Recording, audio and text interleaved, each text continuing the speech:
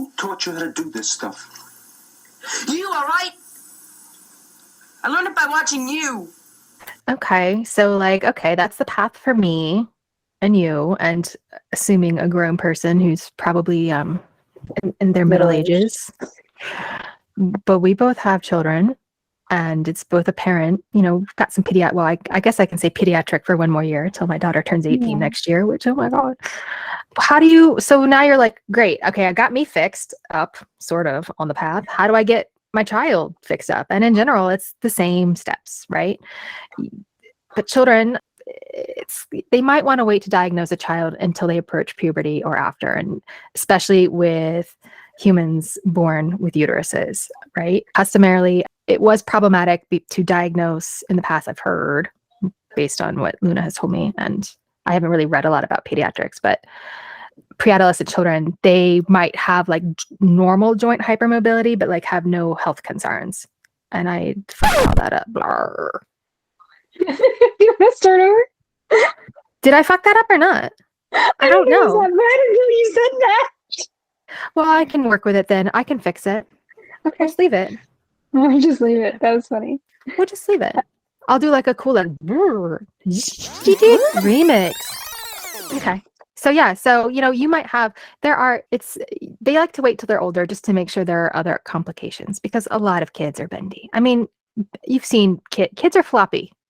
Mm-hmm. And that's by design, because kids are kids and they run into crap. And if they weren't floppy, they'd have way more broken bones than they already get. So yeah, takes a while for all that stuff to develop. Yeah. Brains aren't done until 25 at least. So. Yeah.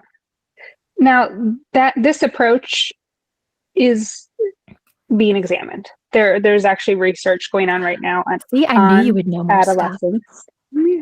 It's one of the big studies that was given a grant this year, actually, to investigate adolescents and EDS.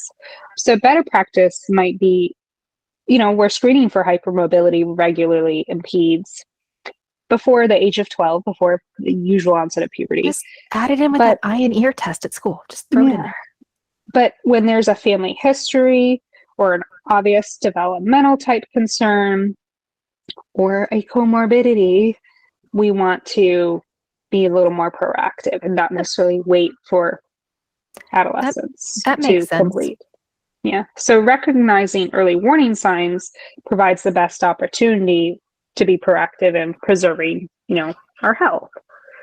So there's been discussion on it, but there's no real standard for treating peds, unfortunately. In the Disjointed book, one of the chapters was from Dr. Herman.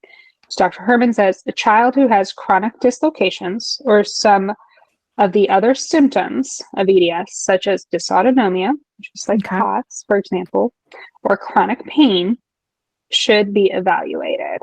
So if you have a child that's bendy and has, quote, growing pains and gets dizzy or gets migraines, any of these comorbid things, take them to the doctor. Needs to take a nap after a shower.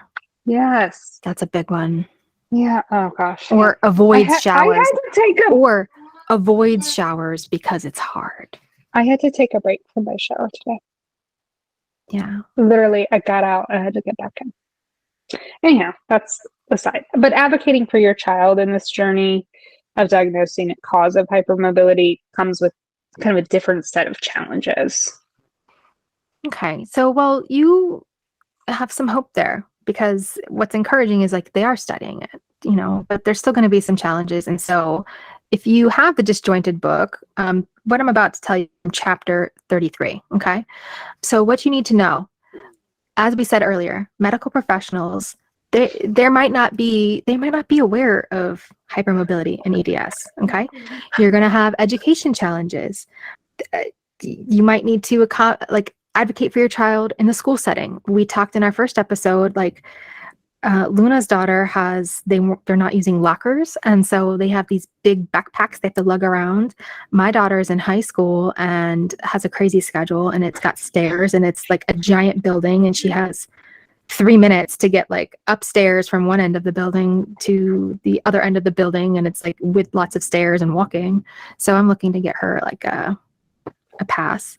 I like It is, the microphone hanging down. Like, that's so podcasty. I'm so podcasty right now. Look at me. All right. So, okay. Another thing you're going to have to do, and this was hard for me, you need to manage your expectations and your attitude. Your attitude. Mhm. Because, no, it's going to be hard for me. Okay. When it became apparent that my daughter was having troubles, Mhm. my first innate trained response was to tell her to suck it up. And then when I really stopped and thought about it, that's what was said to me.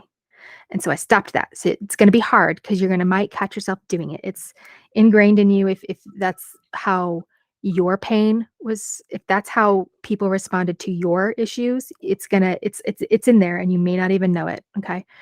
So Yeah. it's unlikely you're going to share the same symptoms with your child. And in my case, it's true. My daughter is more bendy than me. She's got, not in all places, her shoulders are worse than mine. Her knees are worse than mine. She gets migraines worse than I do. Right. So I sympathize, but I don't quite get it.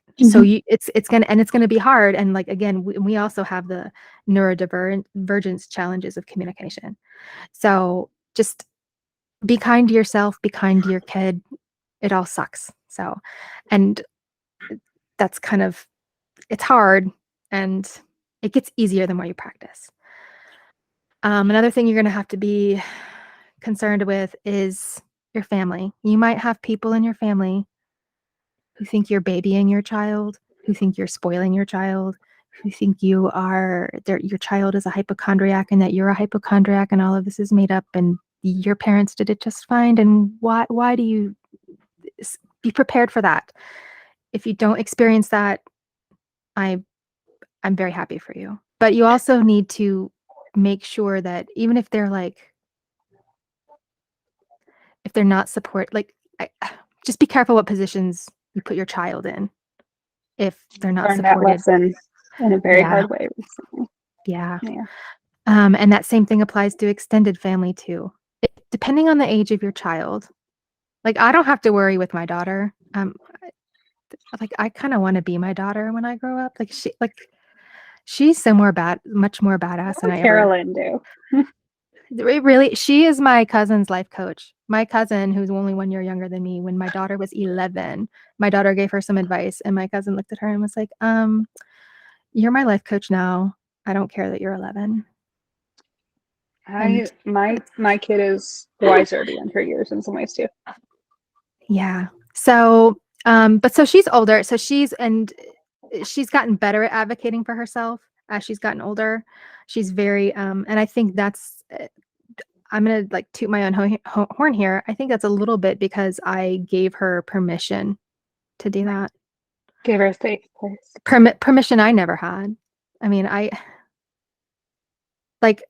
if my mom had called me down to dinner and I was like, "Mom, I just got this raging headache. I'm going to come get it in a little bit because I can't deal with the lights right now." Like that. Never. I can't even imagine forming those words and saying that. I would just be like, "Okay, here's how I'm going to power through X thing I have to go do." Whereas if I okay, let's be honest. I text my daughter that it's dinner time. So if I text her that it's dinner time and I get a text back that's like, F that, my head, or whatever. Like she's 17, so we have our own little lingo. Like my response isn't like, "You disrespectful, blah, blah, blah, like we're gonna eat dinner." I'm like, "Oh, that sucks. I've been there." Yeah. It's just different anyway. So she can have that with me, right? But she knows not to tell Nana to fuck off, right? So we have a conversation about the right way to advocate for yourself depending on the environment. And we have those conversations the all of the context time. of the person. Yeah. Exactly. Yeah. Be aware of your surroundings, modify and so we've actually practiced a bunch of different little conversations. Can I interrupt? I know you have a whole list. Yeah. But I think one of the hardest things in all of this for me and my daughter has been what Shelley just touched on. The lack of And support. yeah, so like it is, in my opinion, I think I've made a few people angry when I've said this, that there's an element of generational trauma in working through this stuff. Yeah. So, you were talking about how you made some choices to parent differently Yeah. and gave her permission to just be her. Yeah. I wanted to stop and acknowledge that and say how beautiful that was. That's all. Thank you. Yeah. Why are you making me cry? I wasn't trying to. Now it's gonna burn, and then I'm gonna have to get eye drops. Did you? I'm stopping. Any- I'm stopping. Okay. It's good. It's all good. Thank No, you. no, what she's talking about is our tears burn our face. They Yeah. hurt. Yeah. Yeah. So I don't.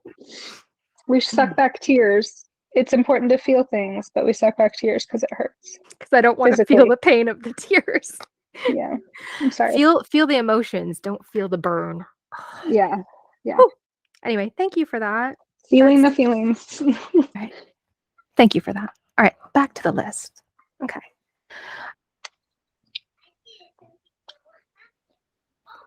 You're not going to want to bubble wrap your child either. Okay. Like, you got to let them experience life. Untruth. So it's a balancing game, right? Like you got to find the right mix of self-care and boundaries and managing what you know you can do and what you want to try to do and pushing limits. So that's going to take practice, because the end result is you want your kid to have a better life. So is keeping your kid from doing anything ever because you're concerned about injury or whatever, that's I would argue that that's not necessarily a better life either, but that's just me. As we've mentioned, like zebras present differently within families. Zebras present differently themselves day to day. So be ready to not know what you might get. So you might have a whole day planned out and your kid wakes up with a migraine and you can't do it. Life is like a box of chocolates. I just think it's so funny we keep bringing up that, especially based on what we said last night, which I think we should talk about at some point, but not. We should. Not We're today. gonna do an episode on Forrest Gump one day. I think that would be so fun, especially since I was born in Alabama. I think Greenbow. I think that's a fictional place, but I think the place it's based off of is not far from Mobile, which is where I was born. I think. You were born in Mobile? I was born in Mobile. Oh, we're gonna have to have a whole sidebar on Mobile then. Okay. I don't remember shit about it. We were stationed to San Diego when I was 3. I have a few vivid memories, but it's not anything like about Mobile as a city. My family has really deep Mobile roots. Interesting. So maybe we are related. Probably. Wouldn't that be crazy? I'm totes sending you my my raw data file. It's a text file. Figure that out. You just upload it on GEDmatch and we'll triangulate. Cool. Okay. All right. Back to the list. One of the things that I've had to get better at is conflict management. Okay. I let's just say I need to get better at it. It's you. I'm not going to say you. In my experience, what I experienced, I butted heads with doctors. I have butted heads with insurance. I have butted heads with my family, like lots of people. So in the end, I mean, I've grown a lot through this process. That's not helping you. And also, and this is hard too. This is so hard. When I went and met with the neurologist on Tuesday, I really tried to go in like clean, like without any preconceived notions on, like a good patient. like yeah, but it's so hard. Like it's hard. And I know that I'm not saying anything new to anybody who's listening, who's been trying to get answers about their health for any amount of time.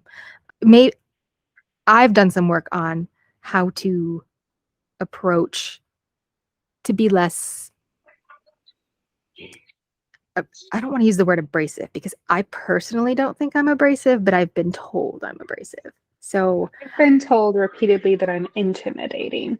And now I recognize that assertiveness and that directness is, yeah. of course, related to autism and neurodivergent communication styles. 100%. Yeah. Just be ready for that. And conflict is a part of life, whether you're right. dealing with a chronic illness Right. or anything And the truth else. and the But truth it is just makes it harder. yeah. Well, the truth is I wasn't that great with conflict in any arena. I thought I was. Me either. And I realized no, I'm just one bossy bitch. I'm either that or it just avoid it. Yeah. So one or the other. There's no in between. No. But you also need to walk this delicate line of, okay, am I enabling this? I don't even like the word enabling because that sounds like it's a bad behavior. But there is, I'm going to put this back on me because I'm going to just give an example of a conversation I had with myself. Yesterday, I had Pilates at 10 o'clock on Fridays with my girl Carla. I love it. It's our center and balance class. I need it. I am so good at talking myself out of doing something that's good for me because I feel a little bit off. And the reason why I'm really good at not following through on that is because there have been times where I'm feeling a little bit off and then I do it. I move forward with my plans and then it turns out that was the wrong choice because then that kind of sets me back or makes me worse. But I've also been in the opposite situation where I'm feeling kind of and then I talk myself, I'm like, no, I know I'm going to feel better if I go do this. And so then I go do it and then I feel better. And so just be prepared for that. Be prepared for something that works sometimes isn't going to work all the time, but it may work again and vice versa. We're just always on our toes. And that's funny because toe walking and also toes. Anyway. And finally, well, not finally, but like, as far as like doctor's appointments. And I think I'm experiencing a little bit of this now. Pace yourself because you will be burnt out on going to doctor's appointments and PT and all of that stuff. And so I'm just now starting to see the specialists. Like, and this is a prime example. I actually paced myself and I didn't realize that's what I was doing. It just kind of organically paced myself because I think I had to get my neurodivergence bit a little bit more in order before I could actually address the musculoskeletal, you know? Skeletor. Oh my God. You tin-tongued dolt! I'm talking about my patients, not my body. I'm Skeletor. I'm gonna call my body Skeletor. So I'm Jewel. Anyway, whatever. If you're getting these references, we know how old you are. Bitch. Anyway, I am older than you. I think I had to get this in order. I had to get my brain in order first before I really felt like I could. It's a lot to accept or just manage. It was a lot. Yeah. So like, So let's see. I got diagnosed in November. It's August 2022. I got diagnosed November 2021. It's just now August 2022. I still haven't seen I saw a cardiologist, but I still have a few appointments I haven't done yet. And we're coming up on a year. So pace yourself, take your time. Obviously, if there's something like get your mental health squared away. Like if that's a big thing, get that done first because you are not going to be able to do any of those other things if you're not particularly if you're struggling with like task, executive functioning, brain fog, anything related to like ADHD, working memory symptoms. Those can inhibit like the functional organization and task management of all that's required to effectively get the ball going and take care of yourself and your kid at the same time. That's a lot. I feel I honestly, obviously I was going through all of my symptoms and whatever when my kids were little, but I'm about to say the word grateful regarding this, but I think you know what I mean. But I feel no, not grateful. I feel fortunate that my kids are the ages they are right now with the level of difficulties I'm having physically. Right. So I'm Their just, ability to take care of themselves. yeah. And I'm also Health. super grateful and fortunate that my husband is able to work from home still, because now he's like, I'm less afraid during the day. I mean, it's summertime now, so like people are here, my son's here home from school and my daughter's home. But when he's going back to school next weekend, he's going to be gone. And then my daughter's going to go back to school. Like if I'm here by myself during the day and I fall, like it just, I feel better knowing that he's here. So on that note, interpersonal relationships are very, very affected by chronic illness and disability, and can be. And especially as I'm finding, if it's a new thing for me. Like I've always been this like independent, stubborn, I don't need your help, I can do everything. I'm not gonna, yeah.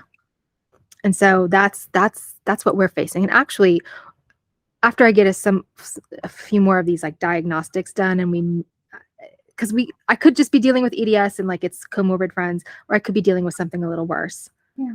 And once we find that The out, hard thing is the progression. You're always kind of yeah, because the answer is not just going to be, oh, reassessing. you have EDS, the end. It's going to be, because you have EDS, now you need to be watching out for all of these things. And how we're going to treat this symptom. And how, yeah.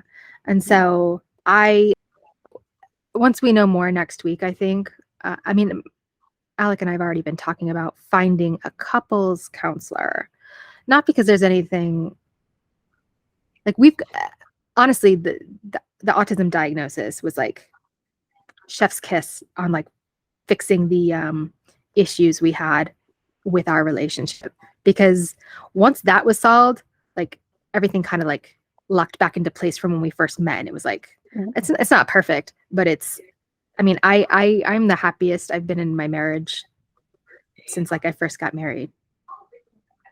Like that's how beneficial all of this has been to me. And so if you're sitting there and understanding, yes. yeah. And so if you're listening and you're sitting there and you don't have an official diagnosis yet, and you think you're neurodivergent, you don't need that official piece of paper. We're going to put some references up.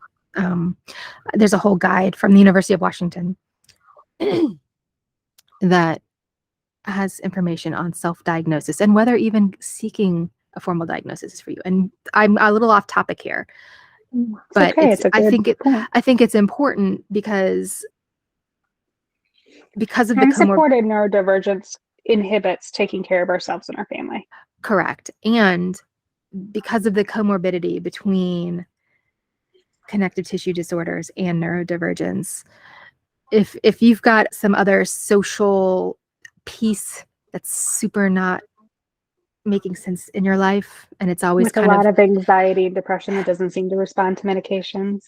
Yeah. And if it's always been kind of swirling in the back of your mind, and you go to therapy and they're like, well, do XYZ, and like XYZ innately just sounds wrong to you, like is not an approach that makes any sense, that's a clue. Like I spent a couple of years trying to like force myself to do some of these tactics, and it made it worse. So just be mindful of that if you suspect it. But like I said, so Alec and I are going to be, once we kind of maybe know more, I mean, we definitely know whatever it is, I'm gonna have problems with mobility and asking for help and accepting help. And so I don't even know if you necessarily need a diagnosis for that. Like, just, I know that those are my struggles. I don't like asking for help. I don't want you to help me. And it's not because I don't want your help. Changes a relationship dynamic, no matter how healthy and happy it is. Yeah. Yeah. So that's we're on that. And then, and my kids too have been, I'm super honest with them. And it's one of my friends on TikTok. I'm gonna give him a shout out here, and I'm gonna tell him I gave him a shout out, and he's not gonna know when, and I'm gonna make him listen. You gotta find it. Yeah. And I thought it was kind of beautiful, and it's important. A lot of us like to put on a brave face for our kids and be this like pillar of strength, or but I think it's really important. Obviously, make it age appropriate. My kids, I basically call my kids adults now. Like, They're pretty much there. yeah, I I was straight up honest with them. I was like, I have something scary going on with my brain right now. They don't seem overly concerned, but I've been having slow growing concerns for at least 8 months. And so the fact that now I'm starting to see, even going back on videos, I'm starting to see changes in the way I move and do things. It's scary. And so I'm very honest with them. I got teary-eyed about it, and I could see that they were getting a little bit uncomfortable. And I think that's because in the past, I would not show any feeling because my parents didn't show any feeling. Because when you're upset, you go to your room. Go to your room and It just stay shows that you've grown as they've grown. Oh, 100%. Jeremy was saying it's important to show your kids that you have struggles too. Because I think Age-appropriate transparency. age-appropriate transparency, 100%. And that's been so vital for me because things that I normally could do for my kids, I can't do anymore. And I can be honest about it. It's so hard to say some days, like, mommy needs to go rest. I can't do this with you right now. Like, Yeah. the level of, like, disappointment that you feel Yeah. and that you, like, project onto them. Yeah. But generally, like, that's in your head. Yeah. You're right. My experience with a child with a chronic illness is that she has so much more hope and positive outlook and understanding than I've ever like given her credit for. You know what I mean? And now I do. Now I see that. I'm just fixing my fan. Sorry, don't mind me. I'm fixing it with my foot. We need fans. We have. I realized. Listen. It was the mic was picking it up. Listen, you can tell the difference. Ready? I also It's very quiet. Hold on. I also There. think. Do you hear it? No. It's very I quiet. I don't know why I was leaning in closer. Hold on. Well, let me see if you can tell the difference now. This will be a fun test. So zebras or autism, because of the hypermobility, like our senses. I actually have hearing loss, so you I'm have not hearing. Okay, I can hear. It's weird. I can like quiet things. I can hear better than like this. Like I hear this. But okay. So I'm gonna be quiet.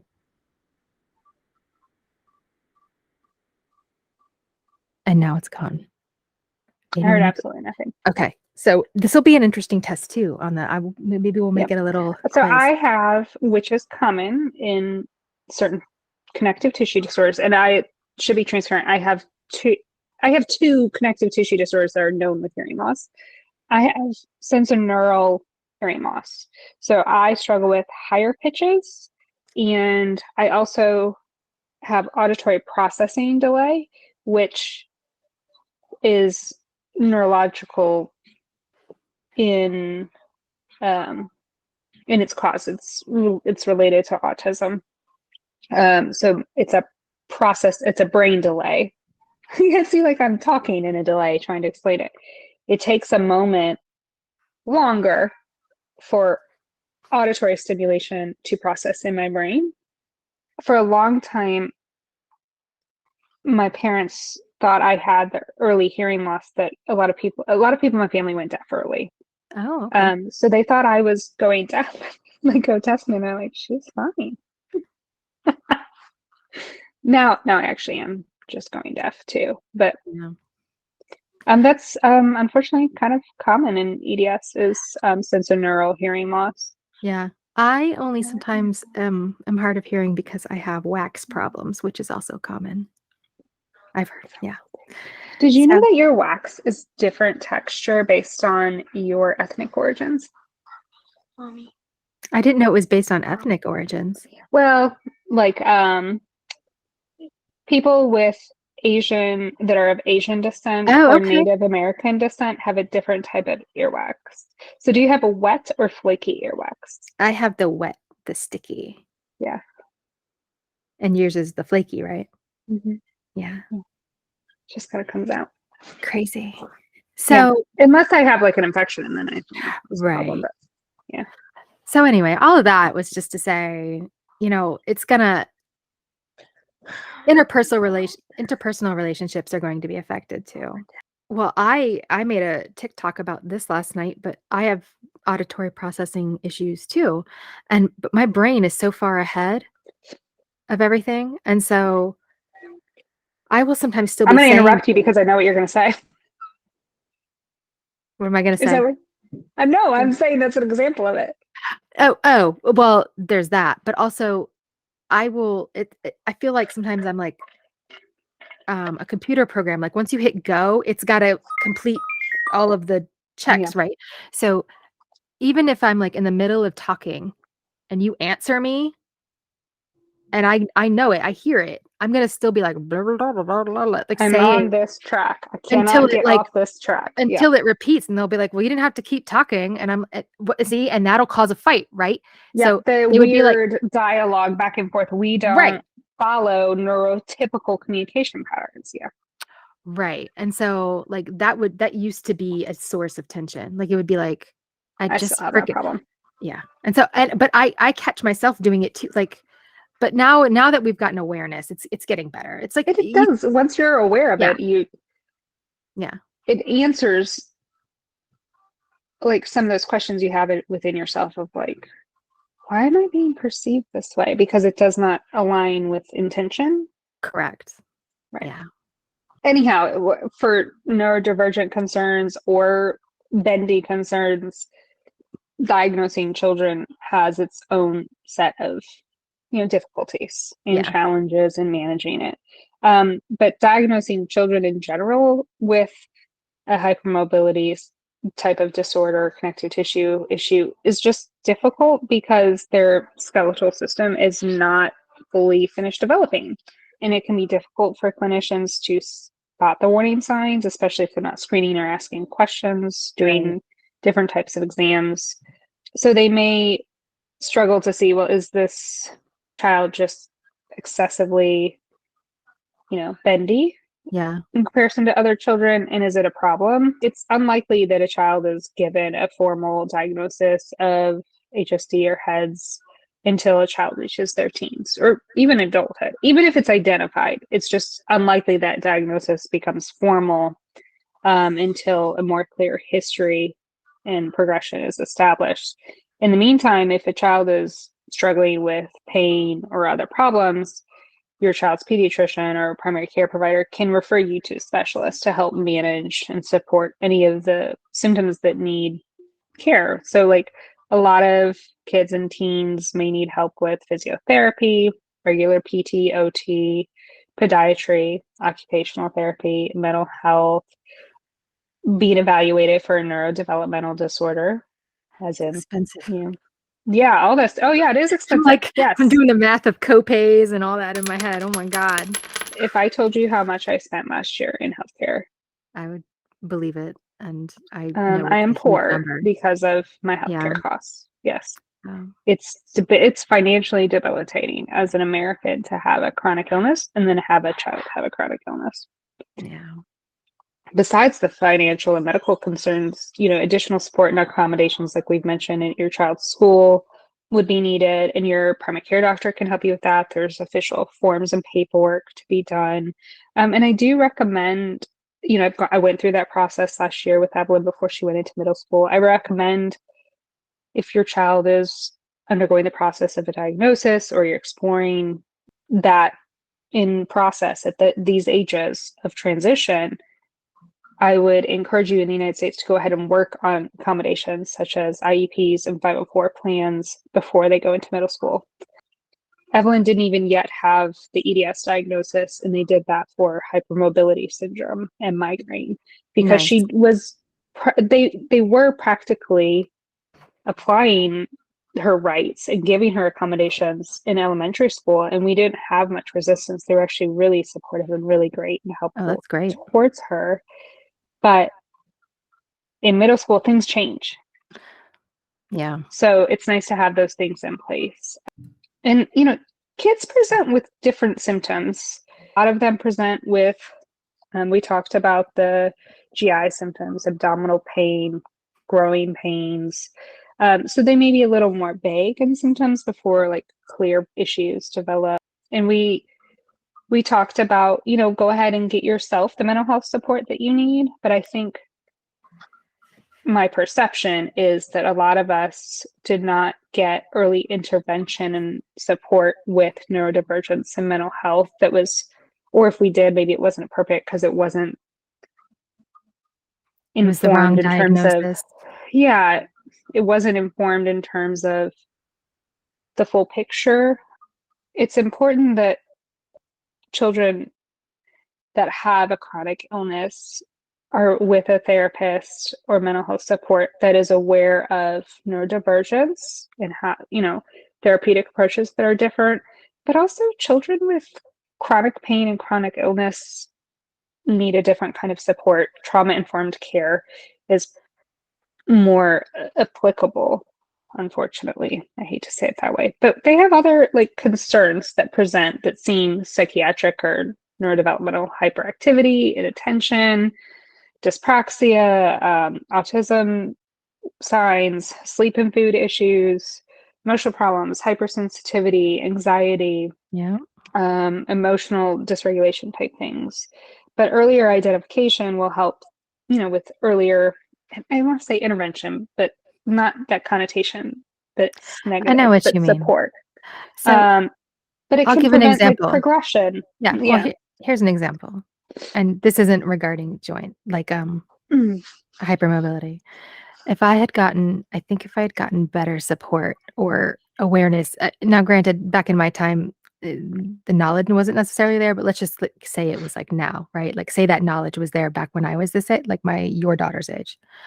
I don't know if I necessarily would have had quite the problem with alcohol that I had. Yeah. You are not the only that's ADHD alcohol. That's not, I don't own that. I don't own alcoholism. It's pretty common in there people are like addiction me. Problems in my family. Yeah. As well. I'm not personally struggled with alcoholism or substance abuse disorders. I can't speak to it from that level, but I've seen it. Yeah. And statistically, I've seen the medical research. Yeah. Anyway. Yes. I'm just saying, like, I feel like my kids will be less inclined to self-medicate, self-soothe and to self-medicate that way in not so healthy ways. Yeah. And I have coped in unhealthy ways too. I just didn't make that choice. I made other unhealthy choices. As one does. But bottom line, if there is a concern that a patient, kid, or you may have a connective tissue disorder other than HSD or HEAD, something a little more serious, a little different kind of warning signs, they should be referred to an expert opinion. If you're dealing with more complicated issues, you should see a specialist in that area. Further assessment may include things like vascular imaging, ophthalmologic treatment reviews, genetic testing. Geneticists that are familiar with inherited connective tissue disorders are going to be the best resource for determining the exact type of hypermobility disorder among 200 plus inherited connective tissue disorders. Okay, wait, 200 plus? So why did Invitae only check me for 92? Anyway. Exactly. Plot thickens. But the field of genetics and these disorders is rapidly changing. We don't understand. Every day is different. Modern medicine does not fully understand this. We're going to go into working with a geneticist and what that all entails in a future episode. But we wanted to point out that even children might be referred to a geneticist if a primary care doctor or rheumatologist sees the need. My daughter has a geneticist. The genetics of connective tissue disorders is, a changing field. You may not even get full answers, and your answers may change because, there's always research happening, and that's a great thing. Well, I mean, I wouldn't want it to stay static. Like, if it stays static, that means they're not looking at it anymore. Right. So that's good news. They are looking at it. Good news. Well, let's take a little zebra news break.